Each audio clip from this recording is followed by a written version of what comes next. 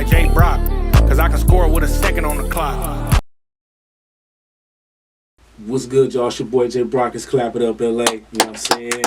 Right here with the homie DJ Killa Cam. He is a DJ, a producer, an engineer. And by the way, you got to make sure you tune in to his most recent project, Underdogs, which was produced by him. And we got to give a huge shout out to Rucci, man. That project going up. How you feeling today, bro? Man, I'm feeling good. How you feeling, man? Oh, man, I'm blessed, man. I'm happy to be sitting here chopping game with you. It's crazy because we ran into each other. Shout out to the homie DJ Kevy Kid. We ran into each other at the Loaded Sundays. You feel what I'm saying? And after that, I just felt like I kept seeing you everywhere I went, bro. And so, but I'm saying that to say, that's kind of like how this networking thing goes. Especially if you get up in this industry and you start to move around, man, you start to see familiar faces all over the place, and that's how a lot of relationships are built. But, man, talk about, man, how you feeling today, bro? Man, I'm feeling good, just dropped the tape with Rucci, it's like my producer debut. Yeah. So, I'm just, just keep working. I'm not trying to feel comfortable. I'm always trying to feel uncomfortable, That's right. Well, I can understand that because, they say when you feel too comfortable, that's when it's over. Yeah. You know what I'm saying? Like when you get too comfortable in this world, the process stops. You cannot continue to grow from a comfort zone. You gotta get out of those comfort zones, bro. Yeah, so I mean, what gave you the understanding of what it is to be uncomfortable? Just loving the lifestyle. Just like I just can't be too comfortable. I always gotta keep working to keep doing what I love to do. And still have multiple opportunities and meeting new people. I just, just staying on top of things, Yeah, that's right. Now, I got to put him on the spot, okay? Everybody been flossing, they top 5 most listened in 2022. You know what I'm saying? Who your top 5 most listened to in 2022, man? I'm probably going to have to look up my list. Look at my list, man. Hey, man, it's getting political about this top 5, bro. It's getting real political. Hectic. Or even if it's too much. Speak on the top 5 that you recall listening to this year, or maybe even top 3. Shit, I know Future at the top. That's my dog. Yeah, Future. I fuck with Future. Yeah. But I already know Rucci up there. Rucci gotta be, you know what I'm saying? Shout out Mac and Cole. Rouge Dog in the building, man. Shout out the gang, for sure. Know what I'm saying? Shout out Rucci. Like my top 5, bro, who was my number 1? Alright, so my top 5 was Larry June, Nipsey Hussle, Currency, Blue Bucks, and man, who else was in my top 5? Somebody I was surprised. Oh, Wiz Khalifa. I mean, Wiz Khalifa was, you know what I'm saying, that's dope, but I'm like, damn, did I really listen to Wiz that much? Like, did I really listen to bro that much? Like, come on, you know what I'm saying, but shout out to Wiz, though. Shout out Wiz. Wiz hard. I don't remember listening to him that much this year. I feel like that's how my list went, too. Like, I'm like, how did he pop up? I don't know. Yeah, facts. I'm like, what? even like the most listened to song I had. The most listened to song was shout out Low to Great. It was Great Low. It was Great Low with Blue Bucks. I'm like, dang, I listened to that song that much. But I mean, like these stats are how you tripping. Like, wait a minute, I didn't even know we don't say it was going crazy like that. But I gotta go back to the playlist to see. Like, yeah, you got to. And see, me personally, I have playlists for every genre of music. I listen to rock. I do. Especially if I'm outside running. I'm going to listen to some rock. You know what I'm saying? I'm going to listen to, I can't even think of none of the songs right now. But I got a rock song playlist. I got an oldies playlist with all the, Your Love is King. Yeah, you know what I'm saying? I got that. You know what I'm saying? I got that Sade on there, you know what I mean? I got that man, why am I forgetting all these names, man? But anyway, got the Aretha Franklin on there. You can't do all these playlists without Aretha Franklin. You know what I'm saying? And then I got the vibes where, it's mostly like Babyface Ray, Larry June, Blue Bucks. You got all them up in there up in the vibes. Then I got the what I would consider like my football playlist. Like the songs that's really up there, shooting, all that stuff, the ops, everything. Because on a football field, that's what it is. You an op, you know what I'm saying? And that's it. That's all. It's me versus you all day long. I don't know who you is on the field. Yeah, but I went to Crenshaw. He went to Dorsey. You know what I'm saying? He went to Coleslaw. I went to Dorsey High School. Oh man, hey man, speak on the culture of Dorsey High School, man. Y'all have a really serious and committed like community of people. Everybody that come out of Dorsey, bro. So speak on your experience at Dorsey High School. They try to make everything like family, you know. Right. Yeah. And even with the people that been graduated years before us, like they always made sure that the DDP culture was a family type. So you could go anywhere and you would never know that person went to Dorsey, and off the rip they just they fam. Yeah. So it's like just keep it like a family. Yeah. Everybody know. Yeah, y'all got a different type of pride, man. And one thing I can respect out of Dorsey, man. Y'all really got a different type of pride. Stephon was your coach up there. Stephon, yeah, he was my running back coach. Yeah, man. Shout out to Stephon Johnson, a GOAT out of the city. You know what I'm saying? What an incredible story. And it's crazy that you come across people in this world that you'll never imagine the people that you come across. You feel what I'm saying? Especially when you step out into this industry and start doing your thing. So, like, I want to talk about childhood, bro. You've obviously been DJing since a child. Yeah. Well, let's talk about like where you grew up at. I grew up South Central, Manchester Western area, all my life, and just I went to, but I never went to school like in the city.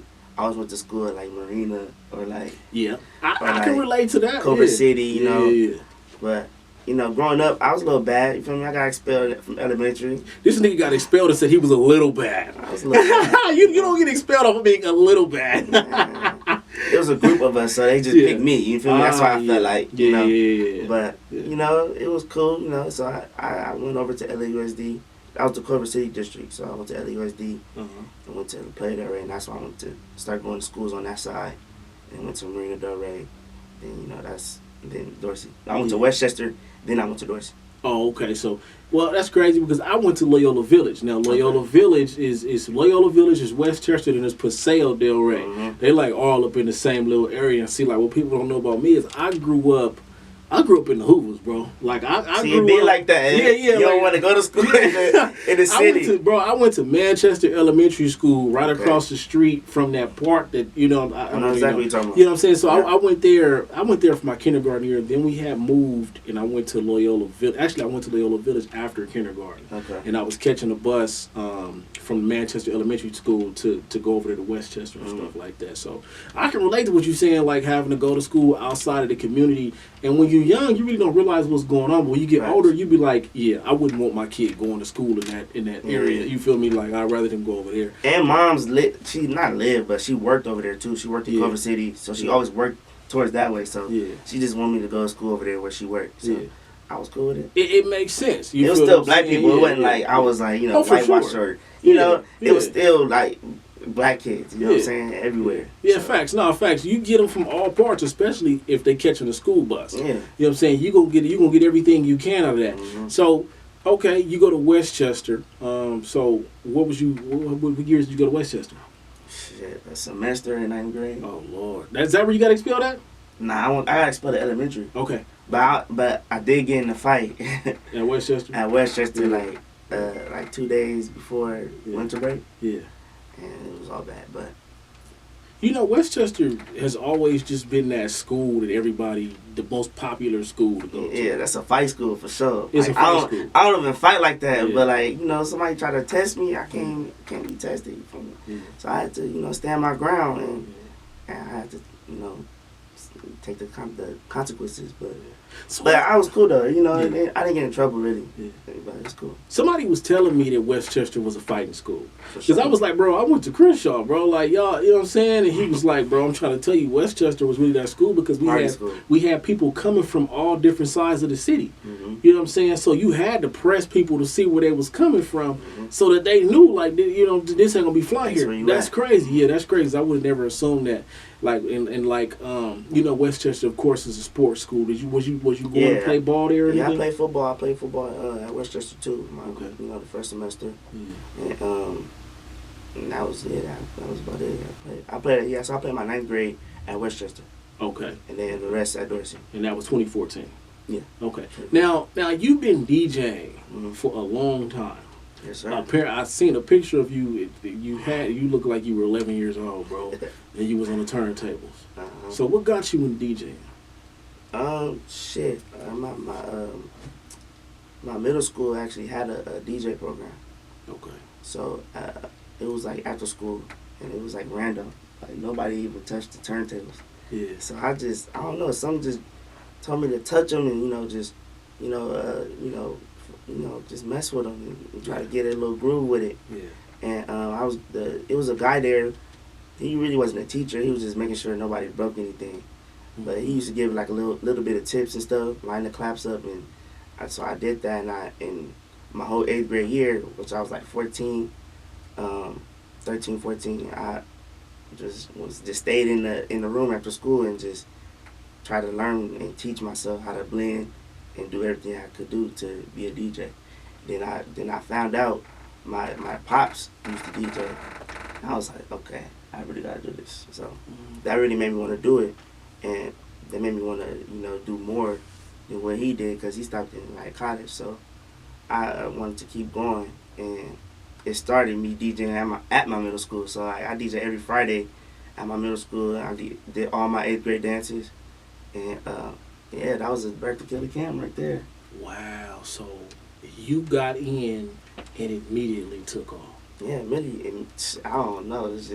It's a crazy story how shit just fell out, Yeah. Well, here's the thing. Some people find their purpose in life earlier than others. Facts. And it sounds like that's just you fell right into it.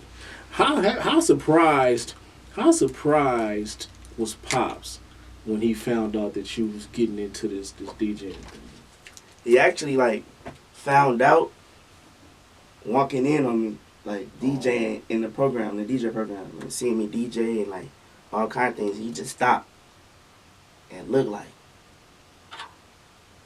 And I'm looking at him like, what do you stop there? And, you feel me? Yeah. And then he just broke it down to me me, my cousin, he had a whole little crew of DJs that and it was all family. And he just showed me a picture and everything. I was like, yeah, I gotta do this shit. Yeah. So it was cool, But he was cool with it. He helped me with my turntables, my first turntables. I wanted the turntables that I was learning on. Yeah. Which was the Newmark NS7. So I wanted to learn that turntable from the back to the front.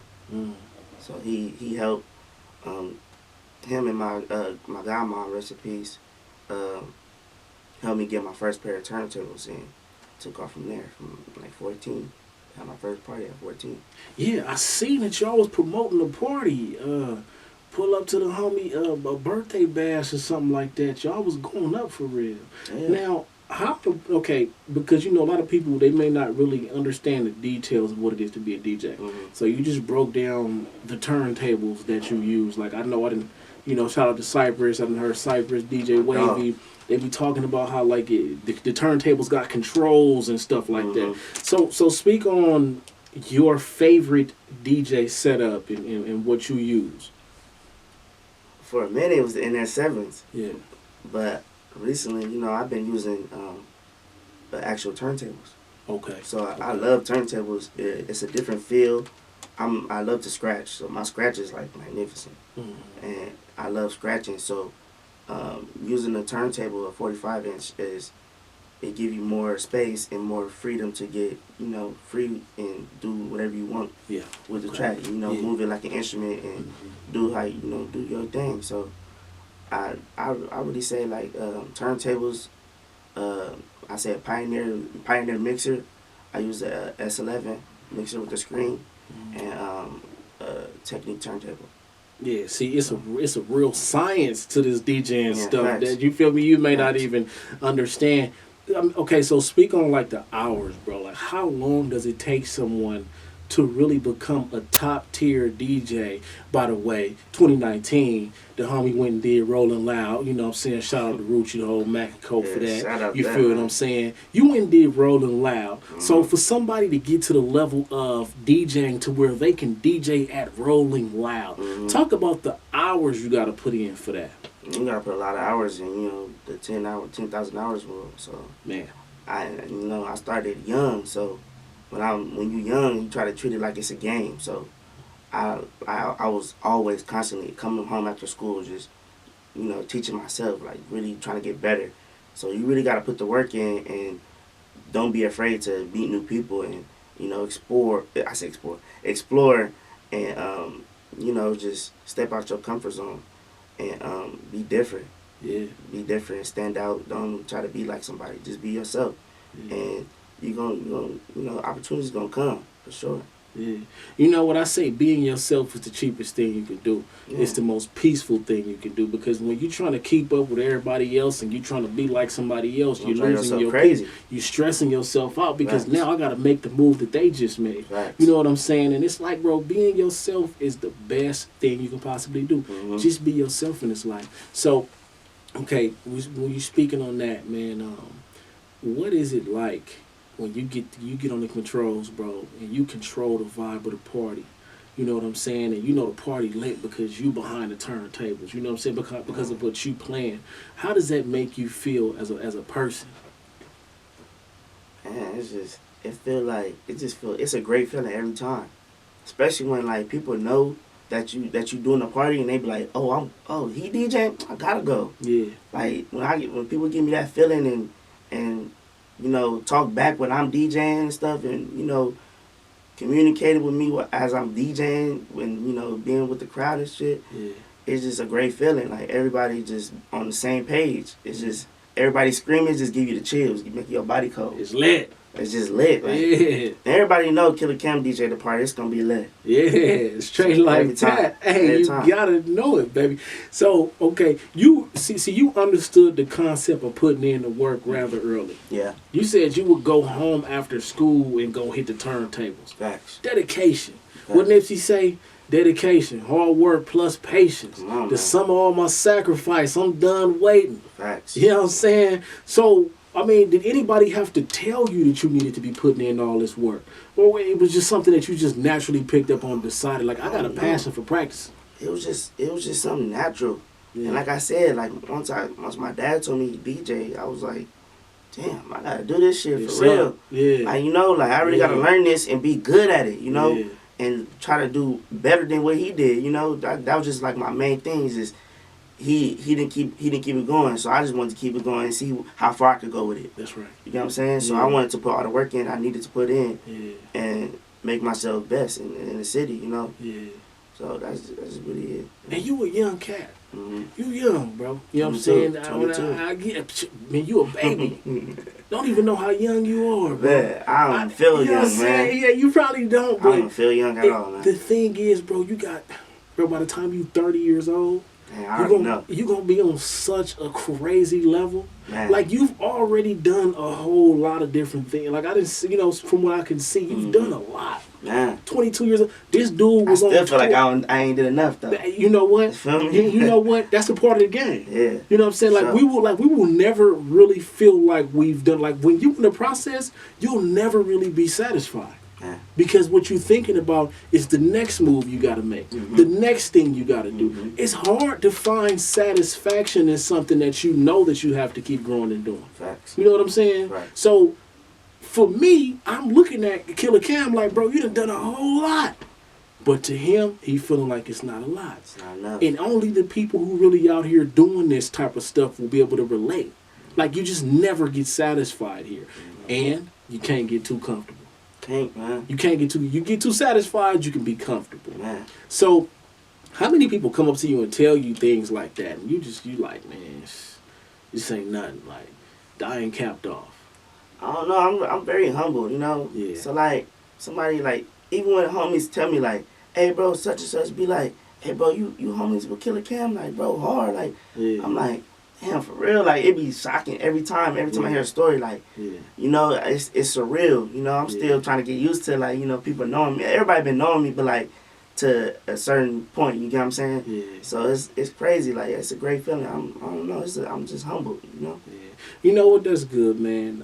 I feel like I take the humble thing too, because for one, like football taught me I needed to be humble. Yeah. I ain't gonna cap. Somebody will smack your right in your mouth. Facts. You think you all that? On me, yeah. They gon' I mean, it lights you up like, Man. And you got some people that can still talk their shit. You know what I'm saying? They can get up and I'm still gonna pop it. I get my ass hit like that. Man, I can't even talk shit. I gotta respect it now. Yeah. Because you gotta respond. Yeah. You know what I'm saying? Like, I'll have my moments where like I'm super duper like confident and like, but most of the time I'm just more so just like I remember the homie. I never forget the homie was like, bro. So we got this game going, bro. What you gonna do today? I'm just like, man, I'm gonna do my best, bro. And I never forget the homie like, man, see, he know he like a good player, but he just won't say it. Like, you know what I'm saying? And that's just kind of humble. That's the humble. Yeah. It's be just like that. Facts, because my thing would be like, if I tell like before the game, yeah, I'm finna get 5-6 sacks, and I don't get 5-6 sacks, I'm gonna feel like a failure, bro. Yeah. You know what I'm saying? Like, let me just say I'm gonna do my best. How about that? You feel what I'm saying? That's why I believe in that universe shit. Like, yeah. For me, you put like, you put the bad word in, or like not the bad word, but you get that, like, I'm gonna do this. Like manifestation. Like, that shit real. Like, I manifest everything I'm doing today. You know what I'm saying? So you want to be specific and precise on what you want to say. You know what I'm saying? So being humble, you don't want to be cocky and like something bad can happen. Yeah. So you just always want to be humble, and you feel me? Even something bad happen, you feel me? You still feel that, you feel me? Still feel the same. Yeah, facts. And not like that you messed up real big. You know what I'm saying? Yeah. And like they say, you got to be careful with what you putting out into the, facts. So, if you speaking a whole lot of, the wrong things and it comes back on you, it's like, all right, you been speaking that, bro. You know what I'm saying? So, like something I manifested was interviewing Wallow 267. When I went to the event, I'm like, I put it on Twitter too. I tweeted it and everything. Yeah, I seen it. And the whole time I'm sitting up like, damn, I don't know if this really gonna happen, but I'm just gonna put it out there, and it ended up happening. And that is what is so beneficial about manifestation, because the things that you do speak can actually happen. Like, you feel me? Like, if you do speak this, it's possible. You put it out into this universe, and they say it's energy. So when you put this energy out into the universe and it responds, hopefully you're on the good side. You know what I'm saying? Hopefully on the good side of that. When you put that good energy, you're going to get that good energy back. Yeah, well, like they say. And then you ain't going to get no negative energy if you put good energy, but good energy in. You know what I'm saying? Yeah. So it's like, that's why, certain things happen to these rappers, because they putting that bad energy out in this world, you feel me? And it's coming back to them. Yeah. Because it's real. And it's unfortunate because... because a lot of the time, when we go back to the lyrics and the music, it's like, oh, man, he was talking about it. He was talking about it. So it's bound. It's bound. That's tough. So how into that are you? Like, are you really like listening to music? Like, hey, bro, you talking about this? You probably should slow down. You ever really like pick up on that a lot? Not really. Like, I'm not really big on listening. I mean, I listen to people's lyrics, but like, I'm not really big on listening to lyrics unless it don't catch my ear. Like, you know what I'm saying? But like, cause you hear the same thing multiple times. Yeah, facts. So it's like, when you hear the same thing in different artists, it's like, okay, what else? Where is the state of LA music to you? I feel like we on the bench right now. We taking a break. We trying to recoup. But I feel like in a couple, like in 2-3 years, I don't know. But I feel like we gonna be back up on top. Be good. Yeah, I feel like like LA is working. Like, there's a lot of people who don't know what's going on because they only know about the mainstream artists. Facts. We got so many artists that's out here working. Like, bro, LA is on the rise, and I feel like people don't really understand that. And it's like, bro, you just got to put your ear to the street. You're gonna hear LA everywhere, and everything will grow through time. Everything will get bigger and better through time. But like right now, the work is being put in. If the work is being put in for 10 years from now, what you see in the perspective is what the perspective is going to be like. I was just thinking to myself earlier, like right now, you working right now for everything that you're going to have in the next 5 years. Facts. You putting in that work right now. I keep that same mentality. That's why I'm working hard right now. You got to. That's why, that's why I'm doing what I'm doing right now. Because I want to chill when I'm 30. You know, I don't want to be. Nah, you ain't gonna never be chill, bro. not chill, but be financially free and do whatever I want to do when I want to do it. That's right. You feel me? Where I want to go, you feel me? Like just like that. Not chill, but no. you know what I'm saying? I get you. Yeah. Well, see, by the time you 30, bro. Bro, you gonna be in this so much, bro. Yo, man, I feel it. You gonna, bro. I mean, your name is gonna be cool. You already got that. You feel what I'm saying? So at just 8 years of you still grinding and going on tour, oh man, it's gonna go crazy, bro. Man, I already see it. It's gonna go crazy. I already see it. Has DJing afforded you that freedom though? Because facts. I've been DJing since I was in middle school, 14. Yeah. So like I didn't have to ask my parents for nothing. Get that. Since he was 14 years old in middle school, okay? I was making money at 14, you know, so I didn't have to ask my parents to buy me shoes, buy me clothes. So I bought everything myself. I took care of myself, but you know, my parents gonna do what they had to do, you know. Yeah. You know, like, you know, don't let me, take from that. Yeah, for sure, I had a roof over my head. You know, I grew up well, you feel me? Yeah. So I feel like, that's a beautiful thing, because all this stuff takes time. Facts. It takes time. Facts. There is a 20-year-old who does not have the experience that you have, and they are just now picking up a DJ set. And you got Killa Cam that's 8 years in the game. He about to be 10 years in the game. Facts. You know what I'm saying? And you just start, and that's the harsh reality too. Like, when we realize the time that it takes to really, go where we want to go, a lot of the time that's discouraging. I don't really want to do this no more because it's going to take me 10 years to get there. It's kind of like, you know what I'm saying? Like, the real will always be separated from the fake, bro. But it's the journey, though. Yeah, facts. And I don't mean disrespect nobody. Yeah. But I'm just saying, like, the people who really want it versus the people that just say that they want it. It's always gonna be separated. Nah, facts. Because facts. the journey, bro, the journey in its own will break you. It's gonna make you or break you. Like Deion Sanders said, we're gonna try to run as many of y'all off as we can. Facts. If you ain't really here for it, we don't want you. We don't want you. You know what I'm saying? But you gotta see, you have to, bro. In this life, you have to separate the real from the fake. It's only right. It's only right, bro. You know what I'm saying? Right. So it's a lot of fake, man. Yeah, facts, bro. It's a lot of fake. And the journey, man. The journey, to trust the process. You feel what I'm saying? Like, how thankful are you for the journey that you've taken, and like the obstacles that you face? We all face obstacles. You know what I'm saying? Like, that's one thing I'm real big on. Like, understand there's going to be an obstacle. There's going to be a moment that maybe you want to give up. Man. How has that been for you? Man, I had my ups and downs, you know. Like, I wanted to quit before, you know. What drove you to want to quit? I don't know, some small shit. Okay. Like, me just talking, yapping and shit. Like, just having my real rant and shit. I had a bad little gig.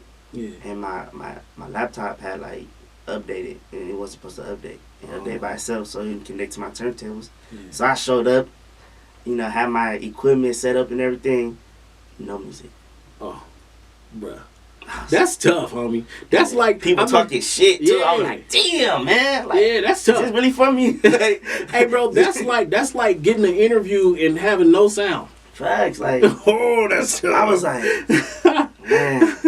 That's tough, bro. Dang. So how did that even end up going? You just kind of like just walked, I just brushed it off. I had my supporters and everybody, and like I said, like everybody at Dorsey was family. Yeah. Even the teachers, like, was family. Like, everybody knew, cause I came in at Dorsey too in 9th grade, DJing for Dorsey. Yeah. So I DJ every year. As soon as I got my second semester of 9th grade, I DJ every year at Dorsey. Even the games, all the games, everything. So everybody know me at Dorsey.